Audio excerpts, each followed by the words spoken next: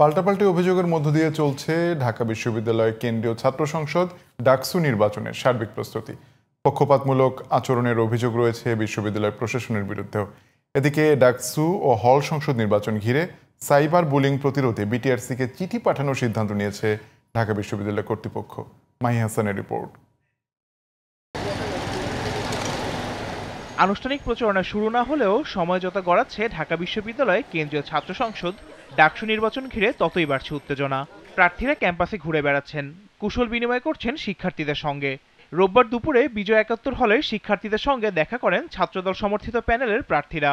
এ সময় cyber bullying এর মাধ্যমে তার প্যানেলের নারী প্রার্থীদের হেনস্থার অভিযোগ আনেন ভিপি প্রার্থী আবিদুল ইসলাম খান। ৫ আগস্ট পরবর্তী সময়ে ঢাকা বিশ্ববিদ্যালয়ের মাটিতে রাজাকার শব্দটাকে জেনারেলাইজেশন করুন, মুক্তিযুদ্ধ ভুলক্রমে হয়েছে ম্যাগাজিনে এই ধরনের তথ্য প্রকাশ করুন, জাতীয় সঙ্গীতকে অবমাননা করুন। যারা স্বীকৃত রাজাকার তাদের তো ছবি আপনি টিএসসিতে টানাতে পারেন না। শুধুমাত্র একক আধিপত্য বজায় রাখবার জন্য নিজেরা গোত্র থেকে অন্যান্য সংগঠনগুলোকে রাজনৈতিকভাবে নিষিদ্ধ করার অপচেষ্টা চালিয়েছে। মহান মুক্তিযুদ্ধকে ধারণ না করে একটা ভণ্ডামিপূর্ণ প্যানেল ঘোষণার মাধ্যমে শিক্ষার্থীদের সাথে প্রতারণার উদ্যোগ নিয়েছে একটি নির্দিষ্ট রাজনৈতিক সংগঠন। অন্যদিকে ঐক্যবদ্ধ শিক্ষার্থী জোট প্যানেলের প্রার্থীরা সকালে যান ব্যবসা শিক্ষা অনুষদে, কুশল বিনিময় করেন সাধারণ শিক্ষার্থীদের সঙ্গে।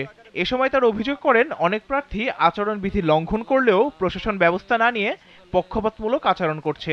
মিথ্যার মধ্য দিয়ে, মিথ্যা গল্প রটিয়ে এবং বিভিন্ন কিছু এডিট করার মধ্য দিয়ে নানাভাবে গল্প ফ্রেমিং করবেন, তত বেশি আপনার অবস্থান নষ্ট হবে। সাইবার বুলিং করা, মিথ্যা প্রপাগান্ডা ছড়ানো, এর মাধ্যমে নেগেটিভিটি হচ্ছে। এর মাধ্যমে পতিত ফ্যাসিস্ট হাসিনা এবং তার দোসররা ছাত্রলীগের যে প্রপাগান্ডা, সেই প্রপাগান্ডা তারা টুলস হিসেবে ব্যবহার করছে।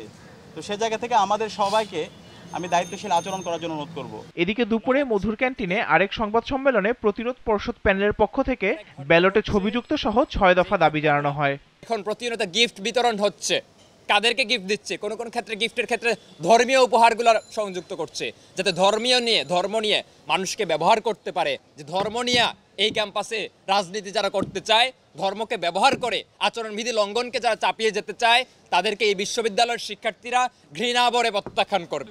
প্রশাসনের বিরুদ্ধে পক্ষপাতমূলক আচরণের অভিযোগ আনা হয় ডাকসু ফর চেঞ্জ এবং স্বতন্ত্র শিক্ষার্থী ঐক্য প্যানেলের পক্ষ থেকেও। Mahi Hasan, GTV news, Dhaka.